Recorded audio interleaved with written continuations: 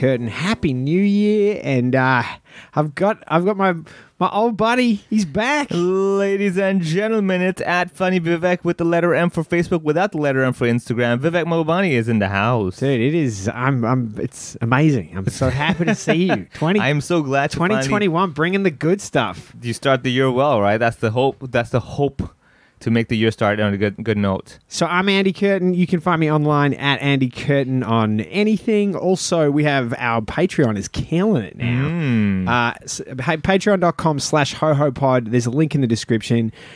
This is the thing that's going to take us up to another level. So if you want to get on board and check out some awesome bonus apps, we've had tons of really great stuff on there. You can check it out. And when we get to 100 subscribers, we're going to upgrade all of our equipment. And if you think this sounds good now, you just friggin' wait, because we want to make the best show. You want us to keep putting out great content. We're going to do it. So, yeah, jump on Patreon and help us make it happen. One more thing before I forget about it. So I'm running this online challenge that's kind of got turned into a much bigger thing than I'd ever planned. It's called #1weeknomeat. 1 week no meat. Yeah. So from January 4, so from the day this podcast comes out, we're just getting a bunch of people to encourage them to use the hashtag 1 week no meat, take 7 days off eating meat, or eat less meat, or whatever. Can I not have meat after 6 p.m.? It's easier. As long as you have it by 5 a.m. Okay, yeah, Ramadan, that stuff. Yeah, and I saw that David Attenborough documentary where they were talking about how like 40% of the world's land is already farmed. Yeah. And we just can't eat as much meat as we have. And I thought I wanted to do something about it for the new year. So if you ate too much food over Christmas, New Year's, whatever, just take 7 days off eating meat. Okay, so check it out. Don't even need to tell us. Just do it. Okay, so hashtag 1 week no meat. Hashtag 1 week no meat. Go for it. Awesome. So today I want to talk to you about where the have you been? Where have you been?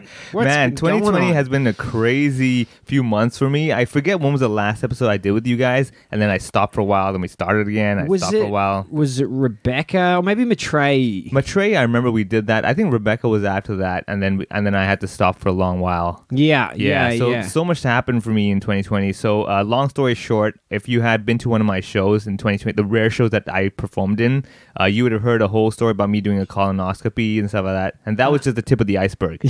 Ew. That's the worst. More like tip of the stethoscope. When you talk about a colonoscopy, touching the tip is not. Yeah. No, that's not. No, stop.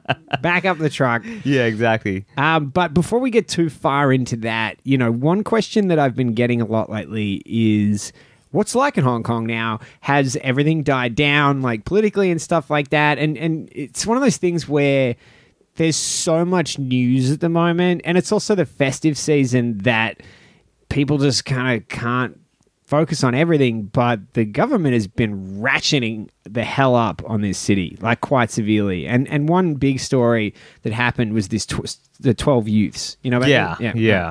So basically, there were 12 kids that, they say kids, 2 of them were literally underage, 16-year-olds, and then the rest of them, I guess, were very young. They were technically over 18. Yeah, technically over 18, but kids. And they tried to go to Taiwan on a boat. The boat was captured because it was, quote unquote, in mainland waters, which mainland waters means water. Yeah, right? Exactly. They stake a claim in... Yeah, any water. Yeah. Any island, for toilet that matter. water in Sweden, that's mainland Chinese the so-called distilled water, whatever. It's like, we made it. Yeah, it's like, okay, sure. So the important thing to remember here is these people, what they've been charged with, they weren't fugitives. I think a couple of them faced a charge, but for the most of them, they were just trying to get out. And the charge they've been charged with is crossing a border illegally. That's it. That's all they've done. It's like literally when you go to a park and says no trespassing, that's what they did. Yeah. So don't do that because you'll end up in Shenzhen. Yeah. So they've been in Shenzhen. They were in Shenzhen for 4 months. The 16-year-olds in Shenzhen for 4 months. Yeah. They've just been released. 16-year-olds are refusing to comment at all about what happened. All of them released a statement saying that they misunderstood the mainland Chinese judicial system and now they realize how great it is, which is like... Case closed. Isn't that correct? I'm actually rereading 1984 at the moment, and it's just straight out of that. I seriously worry that Orwell just like handed the playbook to China. Probably someone just translated that book and they were like, this is great. You know, what was so freaky about it was there was this one part in the book where the main character is talking about, like, his job is to delete, rewrite news articles to rewrite what happened, Yeah. And he's talking about how there's this one moment where he found a piece of evidence that conflicted with what the party was saying. Yeah. And he was like, it's the only way that he can know that, because everything else is just his memory, and he can't trust his memory because he's read so many things. Yeah, he doesn't know which party, one is, and they keep changing it. He's like, the only way to know the truth, is to believe the party, and this is like the one way he can. Yeah, and I think that's how they look at it. They're like, system. we just change the narrative, change all the information that's out there. And the bizarre thing is, like, even when the whole COVID-19 thing began, there was actually a meme in Chinese that said "Sun Zhengfu," which means believe the government, because there was an interview on the news in mainland China asking some of the people, "Oh, what do you think about this COVID-19, this Wuhan virus and stuff?" And they were no masks. They were having celebrations Chinese New Year. They were like, "We trust the government. Trust the government." And everyone became a big thing in Hong Kong. I was like, oh, okay, well, trust the government. I guess that's the way to do it. So exactly what you're saying. It's just at some point it's so mixed up that it's like, you know what? Let's just go with whatever this party tells us, and that's the truth. This party being the only party. Yeah, exactly. Because there ain't no party like a communist party, because the communist party is always correct. Oh, I was going to say don't stop, but yeah. They don't. Yeah, they don't. They don't stop at being correct. Yeah, so anyway, these guys, so the two youths got out, and then the 10 of them, one of them was given 3 years prison. 3 years prison. Woo. One was given 2 years prison. Yeah. The prison sentences ranged from 7 months to 3 years. And what a bunch of cowards, I mean, you know what? I'm of course talking about the people that tried to escape. Obviously, yeah. I mean, that's the thing. I'm thinking to myself, I'm like, this is the lesson they were trying to convey, is that, you know how you're living with your siblings and stuff, and you see that drawer of their stuff, and you're like, I'm going to check out that drawer. Make sure your sibling's not in the Communist Party. Yeah. If you do that, you'll be like, uh-oh. Bro, that's the same thing in 1984. Yeah. They're like, everyone hates children because the children are so on board with the party narrative, they just report on their parents. Exactly. And so you kind of worry, like, my own kids just reported on me, but the kids are like, yeah, because the party's correct and you're not. That's exactly, like, there's like a page out of the book. And that's the new generation, right? That's basically the new generation. They're like, oh, we just don't talk about the government. The government's fine. It's always depressing to me how unwilling my mainland Chinese friends are to even consider that maybe things aren't as they seem. Exactly, yeah. It's, I guess, conditioned and also fear. I mean, it's kind of like, that if I mention it, I'm running the risk, and life is all right. Things are all right. So the point is that at the end of the day, is like, do you want to still be on your knees and be like, hey, I'm fine with my food and everything while I'm crouching on my knees? Or do you want to be like, I'm going to stand up and walk around? Is this really my world? Am I limited to this stuff? So even with the 12 youth thing, what's bizarre is that the news has been on and off. People know about it. The hashtag Save 12 Youth hashtag has been running strong. The problem, though, is that because it was so muffled in China that they can censor and kind of hide out all the information, that you couldn't get much news about it. You just knew that the youths were captured, but you don't have much information. So what's the status of the cases and stuff like that? You have no idea. Well, I think they get the message just generally that it's always a rioter. Exactly, they're rioting. Yeah, exactly. Yeah, that rioting is awful. How could you trash your own city? That's the repetitive. Exactly. That's not what they're charged with. Yeah, that's the thing. I mean, if they did that, they would have been charged with it. Yeah, fair enough. They were just on a boat trying to get out, and okay, sure. In that sense, it was illegal, but it wasn't to the extent it's like, oh, they were causing this trouble to the country. I'm like, oh, okay, let's calm down. They were help themselves. Yeah, they were steering right when they should have steered left. I mean, like, calm down. So, have you followed the whistleblowers from Wuhan, that whole thing? Oh, the lady who got 4 years? Well, there's two of them, right? Yeah. There's the doctor first one that died, who passed away. He's now been championed as a hero of the country, and they're saying how great he is and reforming the system. Yeah. And then there's the journalist that did it. And what did she get prison? 4 years. 4 years prison. Yeah, exactly. So I think the bizarre thing, which they did exactly the same thing. Yeah. Two of them did the same thing. The only difference is he was a dude. And he's dead. Yeah, exactly. He's dead. So they can't, there's no risk of him doing anything disagreeing with the narrative that they've chosen for him. Exactly. Because he's dead. The best way to live if you're going to be in mainland China is be a dead dude. Yeah. If you want to survive, you just have to be dead. That's it. Yeah, exactly. We'll even take away the dude part. We'll take away the gender. We're like, be male, be female, but be dead. So what blows me away, though, was because I was just reading on the way here, there were protests on the 1st of January, and they were firing tear gas canisters down Nathan Road. You know what's bizarre? For the first time, when you told me that just now before we started this, I was like, really? I'm like, how are people doing it? You know? I mean, it's... My only concern about that... I guess we didn't have the fireworks, so the pollution had to come from somewhere. Yeah. Well, one time, one thing I've noticed in mainland China is they do have this strategy of like, you just cut off anyone that's a problem and you just neutralize them. Exactly, yeah. And that's obviously what the SNL is designed to do. Yeah. And it's SNL like, is not that's going to work eventually. Live, eventually, people are like 2 million people are not going to protest anymore. Yeah. They're not going to risk it. Yeah. Number one, way. that. Yeah. That'll never happen again. Yeah. And also because then... And now with the national security law, they could actually charge it. Oh, you said SNL, sorry, NSL. I was like, did I say SNL? Yeah, I was like Saturday Night Live. Yeah, I was like, my brain was like still clear. I'm like, what is SNL? I'm like, oh, NSL. Bro, okay, I've been up all night with my kid. I haven't slept. I'm like, subconsciously, you think this is a joke, don't you think? The NSL, it's SNL to me. You know those sketches from the Chinese government. We're gonna say these kids were trying to destroy the country. That's the sketch. My favorite season of Chinese tyranny was the Eddie Murphy season. Exactly. Yeah. Oh my god! All right, okay. So I think this is the bizarre part of the whole New Year's thing. So what I'm saying is like this New Year's, I've actually kind of stopped myself from reading the news and following it too much. I've slowed down a lot. Yeah, right. Yeah. Which is why when you told me about the tear gas on the 1st of Jan, I was a bit surprised because I literally these last few days have said I'm just going to avoid Facebook. I'm going to avoid news. I did it. Congrats. I've been ignorant, and you know what? I understand why mainland Chinese people are happy now.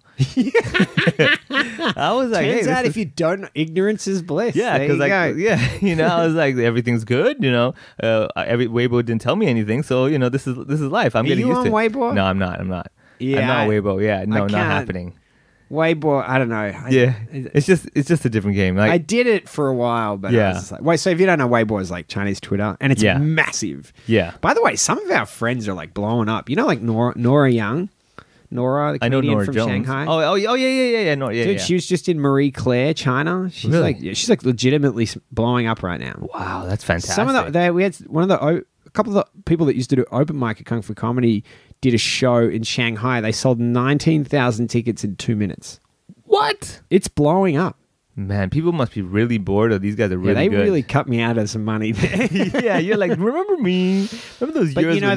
But the other guy, Jesse Appel, who is... Jesse Appel, he speaks Mandarin. I've seen him all over the place. Yeah, so Jesse and I were kind of like the two guys doing Mandarin stand-up, and I quit because I was like, they're never going to let a white guy get famous. Yeah. And then He did it. He's up against walls, everything he does. Really? Yeah. Because I've been seeing a lot of... He couldn't get... So to get back into China, because he went back to the US. Oh, okay. And to get back in, they needed to give him a letter. Oh, okay. Like just an invitation letter. Yeah. And all these people are like, because he's also, incidentally, he's blowing up on Chinese TikTok. Yeah. Which is just his own work. Doing really well. Yeah. And he's contacting all of these people he's worked with for years. He's like, can you just write me a letter to say I'm going to come and perform? And none of them would give it to him.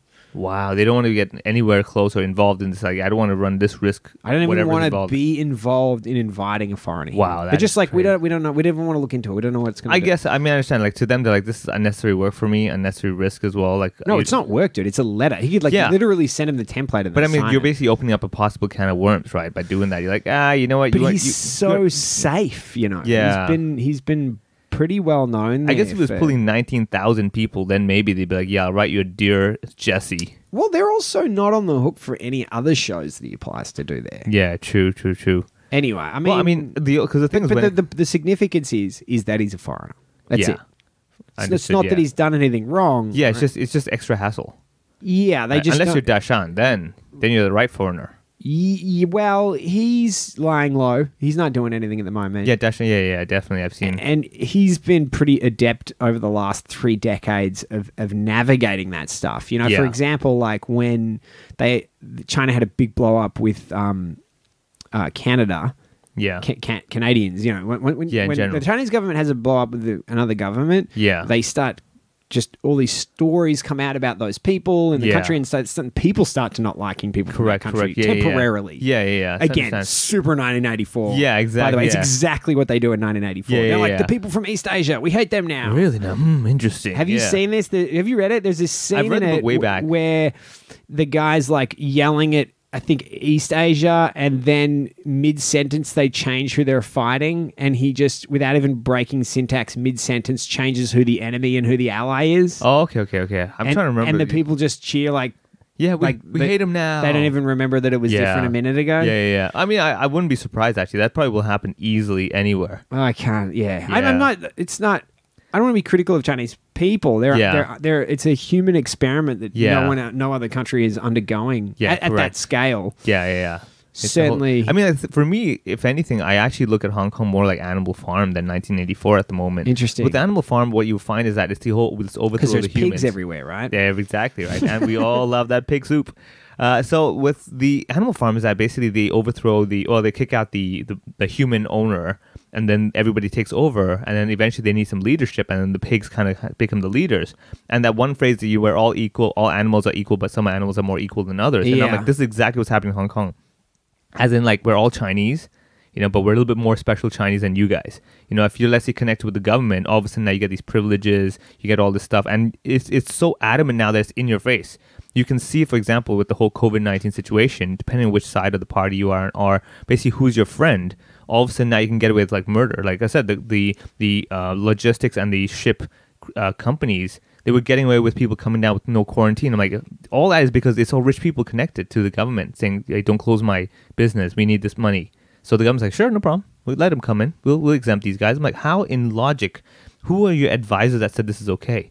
Yeah, I mean, the analogy, I think, is like lobbyists. I mean, it's different. Like certainly mainland China, Guanxi, like relationships, like government relationships. That's big, yeah. Yeah, and here I just think that, you got these tycoons, man. Like, how much control do these tycoons have? So much, man.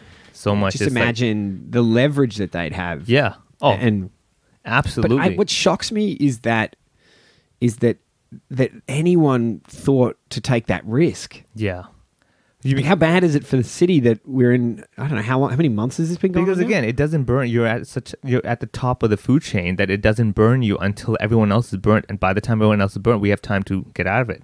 Yeah, like I said, I mean, look at the whole issue that the dance group. That was already a perfect example of it. Okay, so just going back, so we did the episode about it. There was the super ultra wealthy ties with their young like toy boys. Which I'm like, come on, can I earn a little bit of money here? Exactly. I'm like, don't you want on the side? Yeah, exactly. You want to internationalize your little dance crew, don't you? Dude, stuff like that. I just feel like such an innocent flower, Yeah, because it's one child. Like I've been, we looked at that venue. Yeah. As a possible location for the Ritz. Man, that was a close call, dude. Imagine how much more successful we'd been if our comedy shows were just old ladies touching up, sucking the nipples of these. We were all a bunch of young comedians comparatively compared to them, and they would probably fill the rooms up easily by buying all the seats and having no one sit on them because they're like, it's just you and me. You thought it was the one-man show? No, it's the one audience show. Dancers are good looking. You're assuming. You're assuming. This is all on newspaper. No one published their faces. No one ran away from a hospital. You used to see video? There was video. There was a couple of that.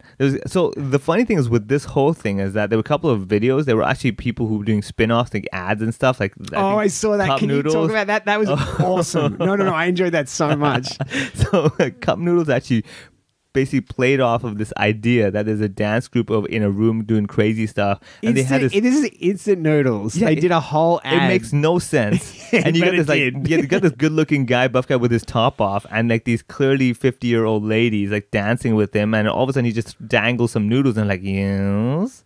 And they're like, and then they look at the camera. I'm like, this is. But when I looked at that, I thought like that's. To me, that's an ingenuity that I see in Hong Kong and stuff like advertising that I see less of overseas in mainland China. Oh, yeah, of course, yeah, because at least here we can still market a bit to a certain extent. If you did that in mainland China, the authorities would be like, you're mocking the party? You'd never get it out. Yeah, you'd never get it out. The self-censorship would kill it before it went anywhere. Yeah, and even if you did get it out, you'd be in so much more trouble. They'll come after you like, that wasn't worth it. Yeah, it does crack me up when people like when the self-censorship fails. Yeah. That came out? Okay. Who didn't see that one? Yeah. I mean, the funny thing is usually the self-censorship will censor things that you're like, that's no big deal, but they won't censor things like, I don't know, putting a black guy in a washing machine that comes out white. Exactly. No, that's exactly what I'm talking about. Which ironically, I don't know if you know this, but it was originally an Italian ad where the characters reversed. So he went in white and became black? Yeah, but I don't know. Like what, Squid Ink? But I think, I can't remember why, but maybe the white guy was very dirty and the black guy was very clean. But it was clearly not racist in their version. Yeah. And then, but that's what the funniest part about this. Yeah. Is not only was it insanely racist, but they also stole it and made it racist. Yeah. They ruined it, right? So it was an ad for washing detergent, I guess. Yeah, I was washing detergent. Where they put a white guy. Oh, no. They put it's a black guy who's trying to kiss this girl, and she just pushes him into the washing machine. Yeah. Puts in the detergent, and he comes out white. Yeah. And it was like. And then she's like, yes. I know. I'm like, what? But even on. Not that it's all, racist that's funny when the system of self-censorship breaks down. Yeah. But another similar one was the Chinese New Year Gala, which is the most watched TV show on Earth. Yeah. There's something like 800 million people watch this show. Yeah. This one show each year. I remember, yeah. And it was like, what was it? Zulu dances or something? No, it was blackface. They were in blackface. Let's just say the soundtrack was, I like big butts and I cannot lie. I don't know if you're joking. No, but like it was the blackface and also the big butt thing. No way. Yeah, dude. So you had Chinese people doing blackfacing. Yeah. I like big butts and I cannot lie. They were not singing the song, but the person had a overly sized butt. Ah, right. Okay. Right? Yeah. Anyway, it was like, you're talking about the most watched TV show on Earth. It's government run, CCTV. Like, how many people are vetting this? And no one was like, this is going to cause a stir. And you know why? Because for them, they're like, yeah, this is fine. This is okay. Yeah. Well, black people are black. That's what they do, right? That's how they're. Mate. So I'll tell you this. I remember I went for a meeting one time for a gig I had to do, and I had to meet. He was the owner of an egg tart franchise in Hong Kong. So right? he's loaded. So he's loaded, right? But usually what I find is that the more loaded that boss is, the more ignorant he or she is when they ask questions. So I remember we were having a meeting with all the other comics to talk about the show and everything, and he actually saw me and he was like, "Oh, you speak Chinese?" The typical like, "Oh, you speak Chnese? That's very fascinating." And he's like, "Can I ask you a question?" I'm like, "Oh, yeah." Oh boy, already I'm like, I was like, "Here we go, let's do this." He's like, "Why? Is there something in the curry that makes you really muscular?" I'm like, "What? Like, what?" Does he think he's giving a compliment? No, because he wasn't actually talking about. He's like, "Yeah, because I see all of you guys working at the construction sites. You're pretty muscular." I'm like, what did you? Workers. Yeah, I mean, I'm not one of them. Yeah, exactly. Like it doesn't. We don't only work there, dude. Like, I go to Pure Fitness. Yeah, exactly. And I still don't buff up. So clearly, I'm at a loss here. The curry powder does not work. I need protein powder. It's very different. So I remember him asking me, and we were all sitting there, and he was in front of other people, in front of everyone. Like, yeah, let me ask you this. Is there something in the curry powder? Who is it? Who else was there? The other Chinese comics. Daniel was there. Martina was there. I think Tim was also there. And were they just like staring at the fan? They were just like, what? Right? I think like Tim is. I love because Tim Chan. He's a smart guy, as in like these situations. Very smart dude. Yeah, he won't butt in and be like, "Oh, actually, that's not right. You shouldn't." But he knows what's going on. Yeah. He used to, and then I remember at the time I had to be like, maybe the powder doesn't work on me. I don't know. But I was like, did you just ask me that? So what I'm trying to say is that this mentality is okay. Because again, you've got a group of people who live in the world of I see Indian people on TV, I see Indian people on the street, so that's what they are, right? They're all living on flying carpets and stuff like that. Which is one of my other jokes. I've been insulted before. Like, why are you taking this bus? Why don't you take a flying carpet? And I'm like, someone said that? Yeah, dude. That's kind of funny. Yeah. And you know what's funny, though? You know what's funny about that? Is that flying carpet is not Indian. They're Arabic. I'm like, dude, you got it wrong. It's such a deep stretch. Yeah. Like, when was the last time? The last time I thought about flying carpet was your bit about it. Yeah, my bit about Aladdin, right? But this clearly was someone who watched Aladdin. They're like, all right, this makes sense. Brown, hairy, let's do it. At that point, I'm like, I give up. What were they just trying to pick a fight with you? No, it's just probably like one of these guys that just didn't seem to like, brown people, I guess. You get that every now and then. Just straight up racist. You get, straight up racist. You get it every now and then. Like, for example, let's say you're just standing on the streets, waiting for the red light to turn green. And like this other guy wants to cross with the red light, but you're in his way. And he's like, oh, stupid Indian. Really? Like, yeah, you get that every now and then. So for me, I'm like, earphones solves the problem. Otherwise, number two, I'm like, whatever. Material. Just write it down. This is hilarious. Dude, you have thick skin. Is it the curry powder? Yeah, it is the curry powder. Yeah, this particular one, the herb over there. Makes the skin it's the brown color. It's actually a layer. I just don't know how you... I would flip out. Really? Yeah. I don't know. Maybe I wouldn't. I don't know. I don't know. Yeah. Because I guess it also catches you when you're like... When you're just like expecting it, right? Yeah, I'm not expecting. I was like, is he talking about me? You know. So it's really bizarre because like you have these guys giving the random comments every now and then, but then you also get the guys who are just like asking you stuff, and you're like, is he just ignorant and I should fix this? Like, is he genuinely just a naive person? Yeah. What's the correct thing for me to make the world better right now? Yeah. I don't know. Just don't talk. Like, just don't speak. Like, if you have a curious thing, Google it first. Get on your phone, like, do Indian curry powders help with muscular growth? Yeah, you just send him that, that link. The link, just fucking Google it. I love that, by the way. That. Yeah. Every time, man, before I would be like... You're like, this is not question... Like, it's 2020. These aren't questions... 2021. These aren't questions we ask each other. Exactly. We look them up. Yeah, exactly. You look them up, and if you really can't solve it, then you ask me, and I tell you I can't figure it out because I looked it up. Like, someone's like, what's the temperature today? I'm like, your phone is in your hand. Yeah, exactly. Exactly, right? I'm not the messenger. I'm not the Mr. Google Messenger. You don't see a stamp on my face. So I do want to get into why, like, everyone's been curious. Where have you been, buddy? Where in the world has Vivek Malwani been? Yeah, you started out with the finger up the butt. Yeah, exactly. So the finger up the butt actually is not the colonoscopy. That's more work. That's just for party. The finger up the butt is for fun. It's certain corporate gigs, they require that test. They're like, we're doing the wrong gigs. Who pays who at that event? Let's just say it's pro bono. And when I say pro bono, I was going to say pro bono. I'm like, that's something. Exactly. Exactly. Someone's winning somewhere. No, so real simple. Actually, what's bizarre is that the whole story began in around July last year, 2020. Right. So first of all, 2020 sucked in general. Okay, so starting with COVID and everything just sucked and all that. And what a lot people will find is that they're so used to certain lifestyles that when you suddenly get told stay at home, don't go anywhere, change your life, you don't realize all the reliance you have on, let's say, working out, exercising, running around, all the small things. So in July, after maybe doing some work that was really stressful for myself, whatever, in July, for the first time in my life, I had a period. I totally forgot about that part of it. So I went to the toilet one night and I was like feeling really miserable, and then I go to the toilet and I'm like, is that blood or is that beetroot juice? I'm like, no, I didn't have any beetroot. Because I had a bit about that for years. Right. And I don't know if you know this, but I actually was the original story that it was blood for me as well. There you go. Yeah. So the blood issue right now, as a man, you always live in denial initially. Where you're like, I'll be fine. It's cool. It's just blood. Like, you flush it and problem solved. Whatever. Right. This doesn't matter. Right. So I look at it. I'm like, okay, this maybe I ate something. Whatever. Right. Then I go again that night. I'm like, still blood. I'm like, okay, this is not right. Then I'm like questioning my sexuality, thinking like, wait a second, has it been 28 years? I don't know what's going on. How does this work? Right? So I'm like I'm leaving that in. I'm downloading apps and everything. How does menstrual cycle work? So I literally went just fucking Google.com. Just asking random racist people on the street, hey, why is my butt bleeding? Exactly. I'm like, did curry powder cause this? I don't know. Is this an Indian thing? Yeah, right. I'm asking my relatives, do you bleed blood? Does your blood bleed? So anyway, so I did that. That happened, and then like for the first couple of days, it was blood and everything every now and then. But again, I'm still that guy that doesn't ask for directions. So I'm still the guy going like, I'll be fine, man. I don't need a doctor. I'm fine, right?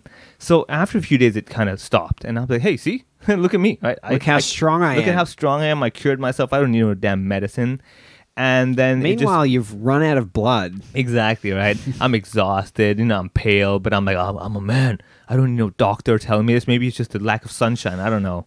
Yeah, I don't know if it's a dude thing, but there's this, personally, a huge reluctance to take stuff seriously. Yeah. Like medical. Yeah, especially symptoms. medical, right? Like, I think it's a matter of, like, I can deal with this myself. Or life, yeah. I mean, we have the inability to ask. Now, like, one of my weaknesses is asking for directions. Ordering food on the phone, I hate that. You can't order on the phone? I just feel really weird. Like, I should know better. Like, I should know all this stuff. Because what will happen is I can order the food unless I have to ask a question like, does this come with rice? Then I'm like, I don't want to do that. I'm just going to assume it comes with rice. I'm not going to eat. Yeah, exactly. Yeah. So this is what I tell people. I have these really weird phobias where I'm like, I don't want to ask questions. If I'm in a store, I'll buy all the products, go home, figure out, and find out it doesn't work, and then try to return it. Then just say, does this fit That's hilarious. Is this connected to your bit on the bus where you with the minibus thing? Same thing. Yeah. So same. I have the fear of saying the fear of I don't want to be the one who asks a question like you don't know. And I'm like, oh no, I do. I just want to confirm. I don't know, right? I want to see if you know. Yeah, exactly. Yeah. Do you know? Yeah, you work here, right? This is a test. I'm a restaurant critic. Exactly. All right. So I start feeling a bit better, but then over days, I would have digestion issues, right? So for example, I'll eat dinner and I would feel bloated and feel really discomfort and just going like, what's going on? No? Am I eating bad eggs? What's going on? So after a while, finally, like my girlfriend, she was like, hey, my parents have this gastro doctor that you can go check out. You know, maybe you do have an issue. So why don't you go check it out? I'm like, you know what? I'm really uncomfortable. I'm at a point that I'm going to go get this checked out. So I go to the doctor. The doctor's super calm. You know, he's looking at me going like, okay, so what's wrong? I'm like, oh, doctor, I'm terrible. He's like, yeah, I know. Most of my patients are when they get here, right? So yeah, he's like, you know, people don't come here if they're feeling well, exactly. right? Like, yeah, exactly. Right? And I'm trying to give him my history. Everyone in the reception's just like holding their like, you're like, this is going to shock you, but I feel slightly unwell. Yeah, the doctor's like, why would you come here then? Yeah. I mean, I thought we just want to hang out, right? This was when we were playing golf. Exactly, but turns out no. Turns out doctors actually do work. Yeah. So I go there and I talk to him, and this is the bizarre thing, right? Now, and this is another thing I had is that I was trying to cure myself. So I'm like researching online, and dude, the worst thing you can ever do is Google. Oh my God, issues. WebMD. WebMD will kill you. You're like, you have an itch behind your ear. It's cancer, AIDS. So I'm reading like colon cancer. I'm reading this, that. And I'm like, oh God, this is terrible. That is a rookie move, right? Yeah, there. right. But I was like, no. So I was looking through ranges. Now, basically, there's a range of, you probably don't have enough like microbiome in your gut. You know, the bacteria is imbalanced. So get some probiotics, you'll be fine. All the way to like, holy shit, they're going to cut your colon out. Right. And I was like, all right. You know what? I'm going to start with the lower points and see if I solve that. So I actually did for the first time in my life ever. And I'm a big yogurt guy, right? But I stopped eating yogurt because the funny thing is the night I had my quote unquote period, I had a bowl of yogurt just before that. So I had this weird fear that I'm like, oh my God, yogurt's going to make me bleed. So I got these probiotic pills and I started taking them and they were making me worse. I was getting more gassy and everything. And I'm like, I bet your girlfriend was loving that. She was looking at me going like, you're an idiot. You're an idiot. I told you like 2 weeks ago. Just I'm see fine. This guy. Yeah. I'm like, I'm okay. I'm sweating. It's just the heat. Right? So finally I go to the doctor. I tell him my whole history of all the things I've attempted to solve myself. And he's looking at me going Is he like, just laughing? He's looking at me going like, that's one of those guys. Oh, it's one of those guys. Another WebMD specialist. Yeah, exactly. Like, oh God, do you have an email like at webmd.com as well? Are you like the administrator or something? And he's like listening to me out, talk everything. He's like, okay, no problem. You know what? Just take these pills, go home. So I tried those pills. They didn't really work.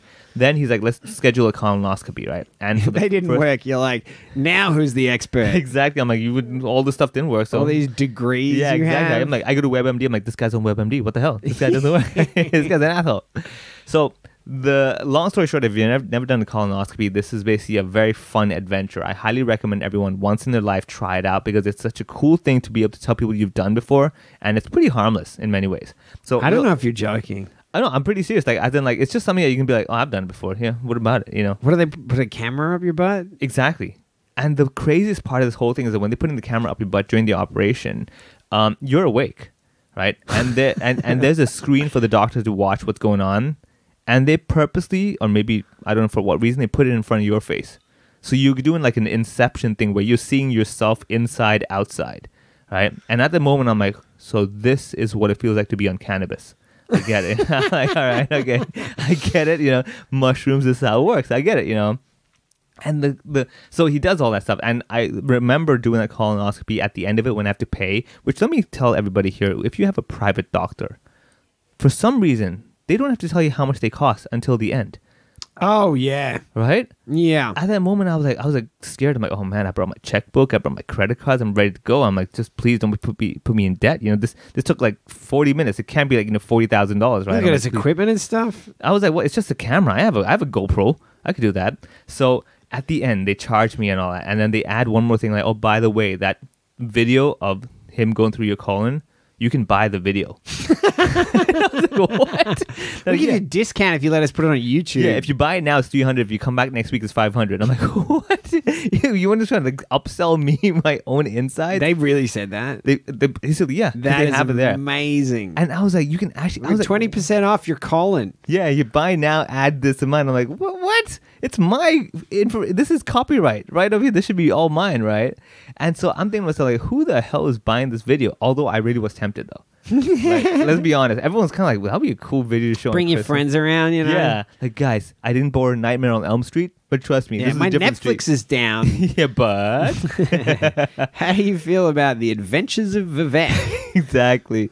All right, so I did that. And then they found an ulcer and stuff like that inside my colon. And I was like, what do I have to do? Like, oh, nothing. You just have to wait it out. I'm like, okay. But I was not improving at all. Wasn't improving. Whatever it was, basically, it was trying to adjust my diet. Okay, so I was trying to eat better. But technically, there was nothing to eat better. I eat pretty damn good. You don't eat badly. You're a pretty healthy guy. Yeah, pretty healthy, right? So I'm like, what do I cut out now, right?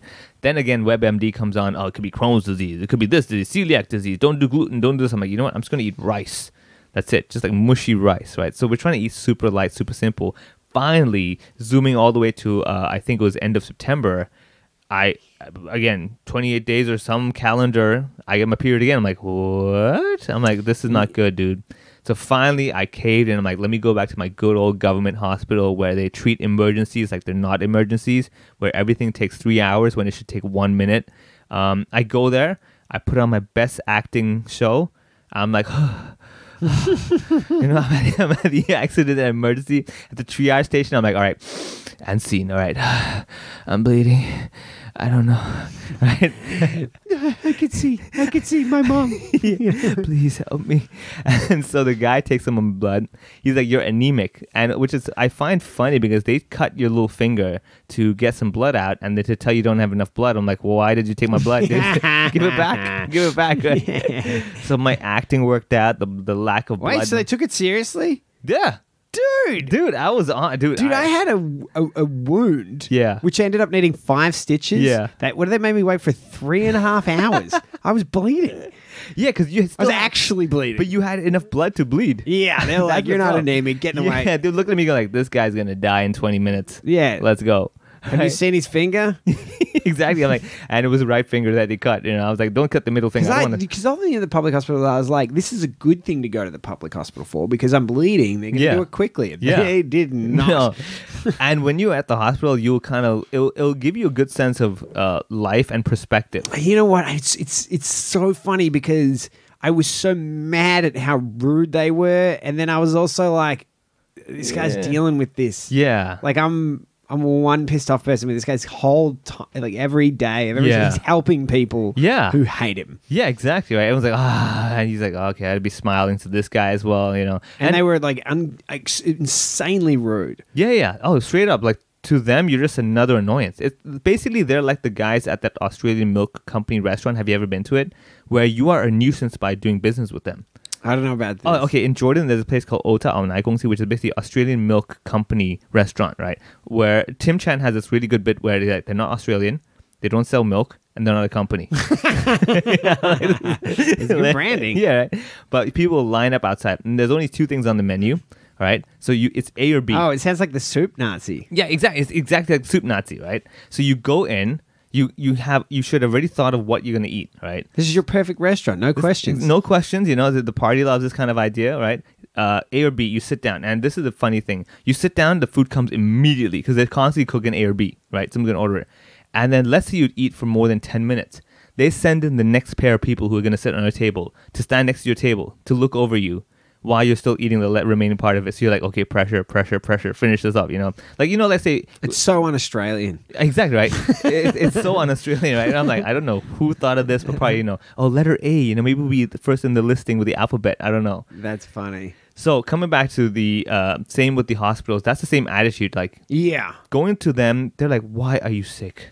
We walked over and my son was with me and he just screamed at my son for standing in the wrong spot. He's 3. He doesn't know where he's supposed to stand. Exactly, yeah. And I was just like, you don't need to yell at him. Yeah. Like, you can tell me and I'll manage it. Yeah, yell at me. Let me kind of diffuse that anger and talk to him in a nice way. No, straight up, like I said, the fact that you're there, they're like, I could be doing nothing now, because you couldn't take care of your health, I got to deal with you now. Yeah. That's such a Hong Kong thing where like, I don't want to do your work for you. Yeah. Right? Can't you take care of yourself up? Yeah, stitch yourself up. You have needles. Have you never done arts and crafts? So what's wrong with you, right?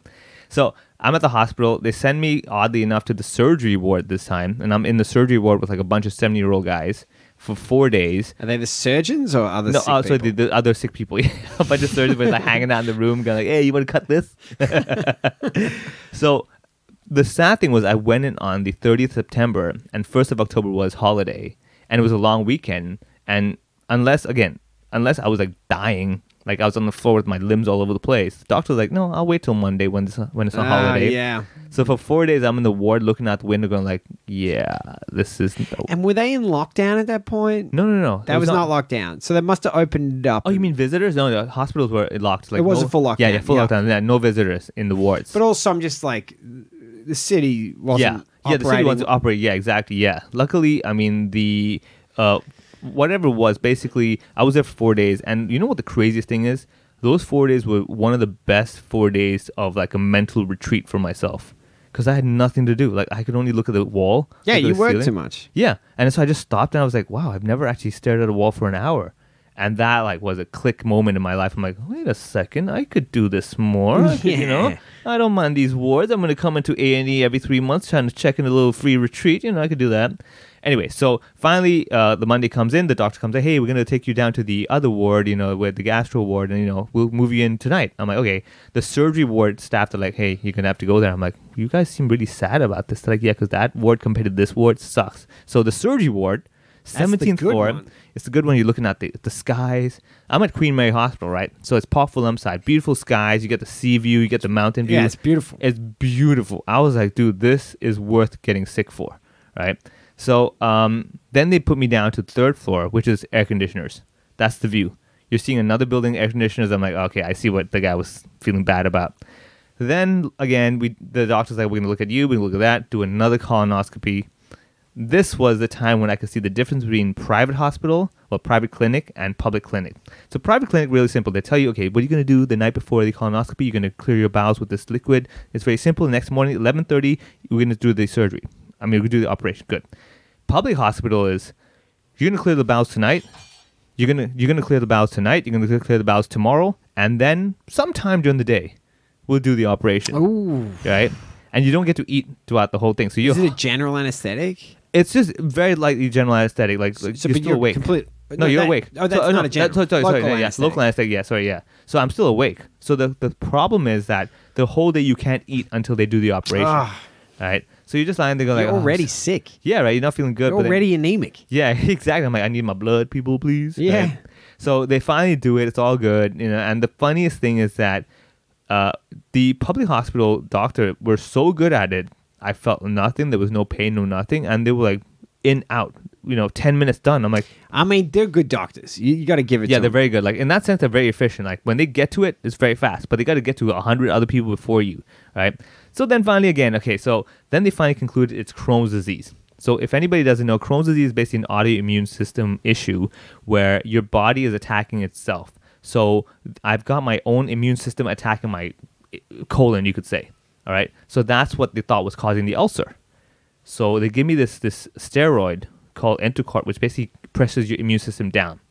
And for 4 weeks, I have to take that. Is this just an elaborate way for you to get on steroids? Yeah, exactly. I was like, I need to beef up. You're like, it's not the curry, baby. It's the steroids. Exactly. Exactly. I was like, somehow I was like, do you know this guy that works in this company?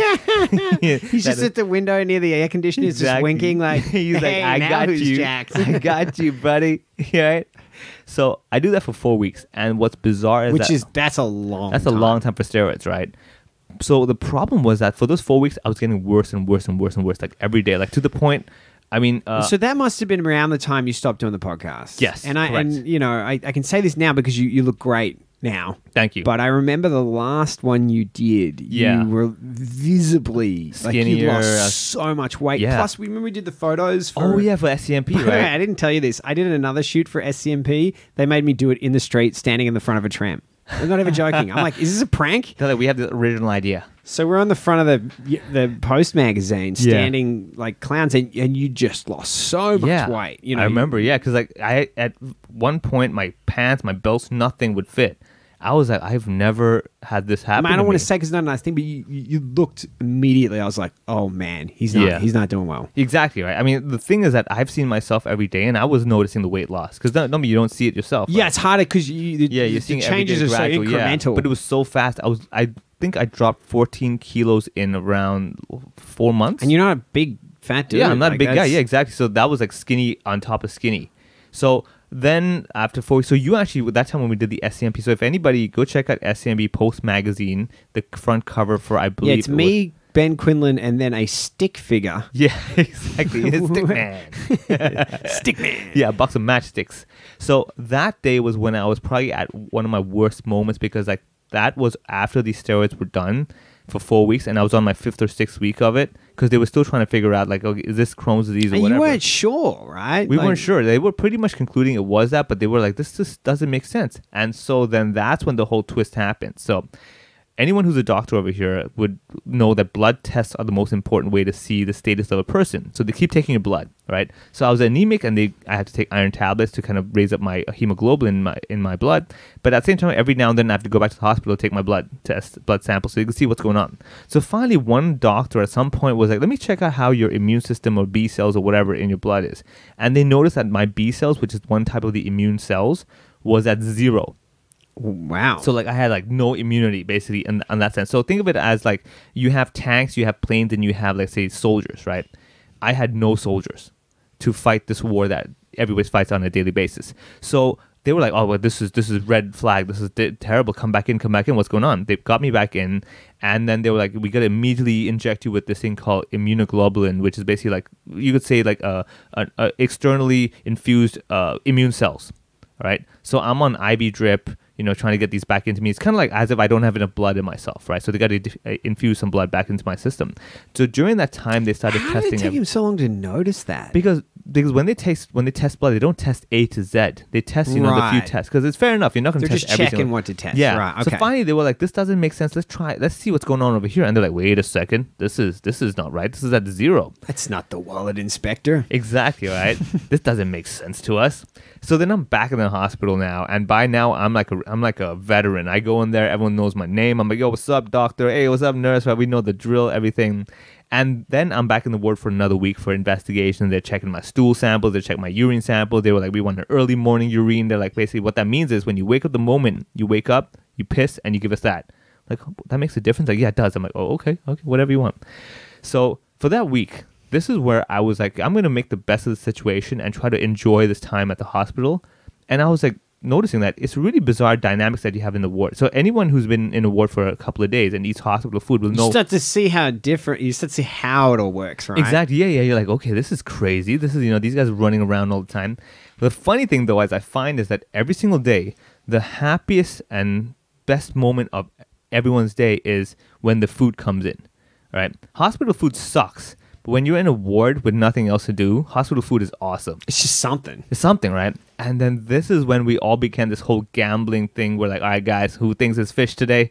All right, is it chicken? Who's got chicken? I got chicken over here. That's the most you thing ever. You're like, all right, let's make this a game. Exactly. Yeah. So I'm sitting there talking with this guy. I'm like, I don't know, man. Like, I got three on fish. Exactly. Yeah. I'll give it 1 to 2 for that one. And the funny thing is, I was actually analyzing. I'm like, okay, so we had fish yesterday for dinner. That means there's no way they're doing fish again for lunch. You've got a chart going. Yeah, I've got like the horse racing newspaper in the corner.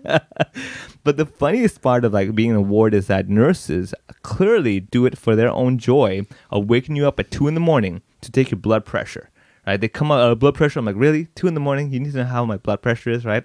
And they'll wake you up. And 5 a.m. is congee time, right? And they'll come in and slap that bowl of congee on your table. Wait, they're giving you breakfast at 5 a.m.? Yeah, dude. 5 a.m. is breakfast. Mate, that is inhuman. Why? Because dinner's at 5 p.m. What? Dude, it's the craziest, What, right? are they 90 years old? I guess maybe the policy is. Is this how people are living? Yeah. Am I crazy? That's insane, right? I know. When I was, because I know from before that they're crazy with the dinner times, right? But I was like, okay, breakfast is at 5 a.m. If I don't eat this congee, I'm hungry till 12. So I'm eating this congee. You got to take it. I'm taking it. Now, I'm not exactly going to go down to buy anything because the food around there sucks, which is ironic because every store that sells food at a hospital is all fast food. It's all trash. And I'm like, this is a hospital. Shouldn't you have like vegetables or something? But no, it's all this, right? So 5 a.m. is kanji. We all know that's the standard thing. It's the lunchtime that 11. What happens is this guy pushes this big metal trolley or container that keeps the food warm in, and everyone's like, all right, guys, what's it going to be today? Game time. It's game time, right? And then every single day, I get kanji. And I'm like, no, I can eat normal food, guys. Look at my charts. I can eat normal food. Like, oh, okay, sorry. And what happens for me, because they did not allot me lunch other than kanji, I get whatever's left over. So I always used to get the soggy rice, the mushy, the bottom of the kanji. Yeah, the bottom of the you kanji. got like the kanji residual. Yeah, exactly. I'm like, God, fine, whatever, right? And then, so that was one thing as well. And then the funny part is that during the whole day, you'll have doctors randomly coming up to you to speak to you. So you have this thing where, like, if I'm going to go to the toilet, I go to the toilet for like fast, because you don't want to miss the doctor when they're doing the rounds, right? So finally, I met this one doctor. Really nice guy was explaining to me about my situation. He was like, I'm very curious, like what you're going through right now doesn't make sense to us. Like, it doesn't make sense why you suddenly have no immunity, right? So I'm going to look into this, look into that. They wanted a stool sample and stuff like that. And I mean, I've taken dumps my whole life. I've never had to scoop it and, put it into a little sample container thing. Yeah, right? I mean, yeah, well, you know what? I have kids. I do it all the time. Yeah, I know, yeah. But like, this is the thing, like, so I had to give them samples and finally, they figured out one of the bacteria that I had inside me that has probably been causing all this damage. So highly likely it wasn't the Crohn's disease in my own immune system. Wow, dude. Yeah, it was probably an infection I've been having that has been destroying my immune system. For how long do you think? It could have been months without my realizing. I just probably was fighting it off the whole time. Pretty good to find that, though. Like, exactly, to recover back to health. Yeah, exactly, right. So that was the turning point. Exactly. Because Crohn's would have been way worse, right? Crohn's would have been lifelong. Right? Yeah. With this one, it's a different lifelong. So now we're looking at another picture. So it's not Crohn's anymore, which basically means I can eat whatever I want. What they have found is that it might be that my body's immune system has become compromised. So like the factory is just shut down. So all of a sudden now my body cannot generate these cells. And so that means if that's the case, then for the rest of my life, every 4 weeks, I have to go sit for a half a day with an IV drip of replenishing my kind of cells. How often do you have to every do this? 4 weeks. Yeah. So that's the worst case scenario, which to me, I'm like, I should not be an asshole. This is nothing. Like, this it's going to drive you nuts, though. Yeah, I know. In the long term, it will. But I was like, compared can to the you guy set it up so you can get it at home? So not really. In Hong Kong, they don't have the government subsidy for the one that you can take at home and just jab into your stomach. And apparently it's super expensive, apparently. So I'm like, okay, fine. But honestly, at this point, I'm like, they're still investigating. They're trying to figure out, because like, it doesn't make sense that the factory just suddenly shut down. You get it? Like, they're just like, why would it just suddenly shut down? You were fine before. This doesn't make sense at all. Too much curry, hey? Exactly. I'm telling you, man. Do not be turmeric. It might be anti-inflammatory, but sometimes you're not. Doctor's like, do you eat much curry? Yeah, exactly. I'm like, do you have a brother who happens to do egg tarts? They're like, why, yes, sir. I'm like, interesting. We all you mean Sam? Damn it. Yeah. It all comes in full circle. Right. So I'm at a point where I'm feeling great. To the point that thanks to the hospital, I wake up at like 6 and 7 in the morning so I can have my kanji, the early morning kanji. Now? No, but I wake up early enough, right? But your girlfriend's loving that. Yeah, she's like, oh God, here we go. He's asleep at 9 at night, right? And that's changed my life. And also, honestly, if anyone's been like, known the way I worked before, I was like crazy. Yeah, you're a workaholic. Yeah, I'm a workaholic, right? So now I've kind of like rechanged my mind. I'm like, hey, you know what? Maybe I should what is life about? All that kind of stuff. So that's the adjustment, really. And that's kind of what my 2021 has kind of been, my little so-called New Year's resolution, which is why I become ignorant is bliss for these last 2 days. And you were like, hey, tour guys. I'm like, really? Yeah, I just wonder, though, like, if consuming every bit of news is really informing yourself that much. Yeah, I mean, because at some point it's like, if you want to, basically, if you want to drink some water, just firing more water than you consume into your mouth, isn't really hydrating yourself. Exactly. Yeah, it's overdoing it. Like controlling how and what you're consuming is likely to be a better strategy for getting hydrated. Yeah. Exactly. I mean, I'll put it this way: it's like.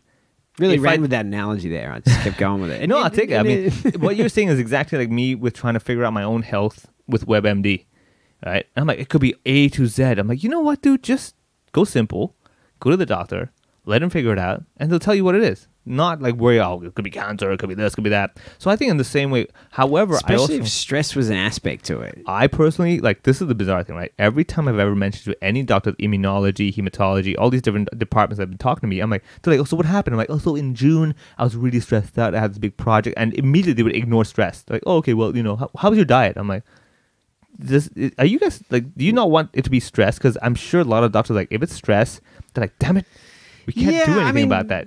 Not to say that you shouldn't listen to the doctors, but they're not always that right as well. Like my cousin had some pretty serious gut problems. Yeah. And they were prescribed, giving him, like, he was all this like cutting edge medicine of like fecal transfers and stuff that. Yeah. And none of it worked. Yeah. And then he went and did an ayahuasca ceremony in South America. Problem solved. Yeah. I think that pretty much is it. Honestly, if you ask me, which is why I pull back to what COVID, like, I did not realize that my stressful lifestyle was being balanced with, let's say, going to the gym, working out, running around for meetings. I was like stuck at home.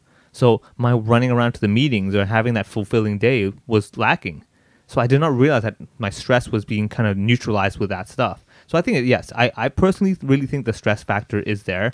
I would say the fact that I'm feeling better than ever now is either the IV drip is really effective or I've just kind of changed my lifestyle. So that's helped out. And you're off your phone more now. Right? Way more. Yeah, like even now, before I would be like refreshing my emails and this and that. Like I want to be on top of the game. You message me, I'm on it. Now I'm like, you know what? You can wait. That can wait, right? Tim Ferriss always talks about that where he's like, you have this illusion in your mind that if you don't get back to them straight away, there's some consequences. He's like, you can be slow. Like, the real consequences you face are pretty limited, and the payoff is huge. Exactly, yeah. The freedom that you get from not being like stuck there, waiting for the next thing. Yeah, totally. Yeah, I mean, I would say so. That's the problem. So what I've been finding out is that during my whole sickness, I was talking to other people, and the more people I meet, the more I realize they've also got these sorts of issues, and usually comes down to people who work for themselves and don't have like a fixed job. Because you can't switch off, and there's this constant fear of failure and then when you feel like you've made it work and then you back off, and I think it just... very few people get to that. Or at that point. Yeah. I would say it's also that certain personality type. Like I was listening to the Tim Ferriss Jerry Seinfeld interview as well. How amazing that was so is good, right? Oh, did I tell you? Did I send that to you? I think so. Yeah. I sent it to. I was like the group or something. I was like because every now and then. So Seinfeld was just on Tim Ferriss's podcast, and it is the best. Do you know how good that was? I actually put it in my to-do list that every December I got to re-listen to it. I was thinking it's like the only one of the podcasts I want to listen to again.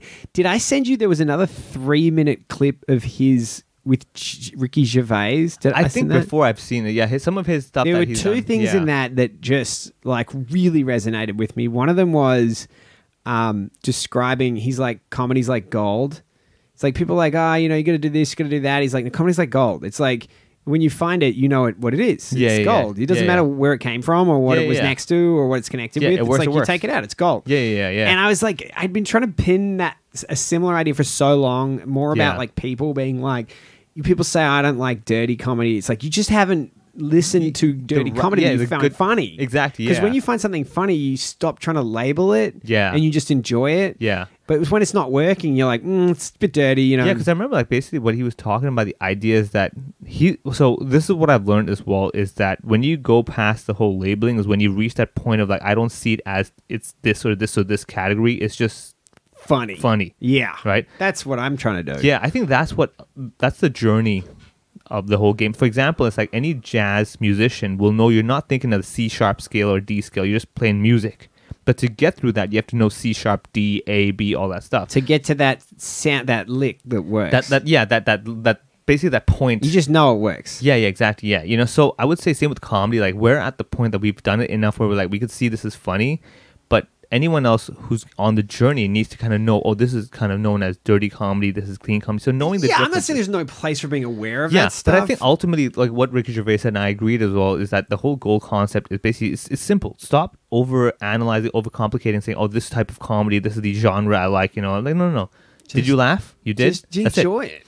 Exactly, The other one I loved was when he was talking about whether you can say things or not say certain things. He's like, it's like slalom skiing. He's like, you have to make the gates. That's it. Yeah. You got to make the gates. The gates move, you make the gates. Yeah.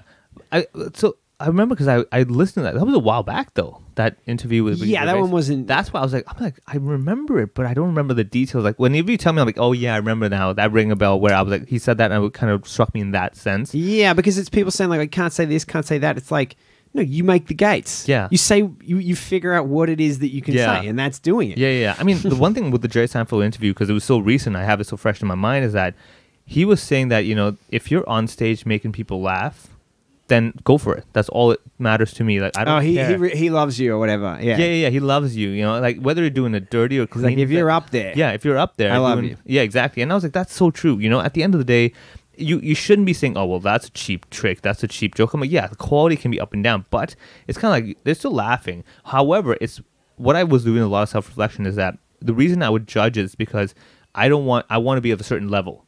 You get a certain quality, not just like, oh, this cheap joke, this is an easy joke. I'm like, that's too easy to satisfy me, right? So with the Jerry Seinfeld thing, his whole thing about the discipline, the whole when you're writing, you treat yourself. So I highly recommend everyone, after you subscribe to ours and given our Patreon, then consider helping out one of the richest comedians in the world. Go help Seinfeld. Yeah, because he needs another sale in his book. Yeah, Tim Ferriss needs another hour to work with every week. So yeah, consider checking it out. But I would say, this is what you're looking into our podcast. We are helping you look at all this great information and kind of assimilating it and giving it to you in this one bite size of an hour a week podcast. And if you do the Patreon as well, you get an extra 15 minutes of our wisdom. I've missed your marketing prowess. Dude, I'm so happy to have you back. I'm so happy to see how well you are now. It's great. Thank you, man. It's scary to see a friend go through something like that. Yeah. And I just, my wife was very sick a few years ago, and she got back to a great place, and just getting back to a great place. Oh, big deal, man. Yeah. Big deal, yeah. I mean, I'm telling you, the happiest moment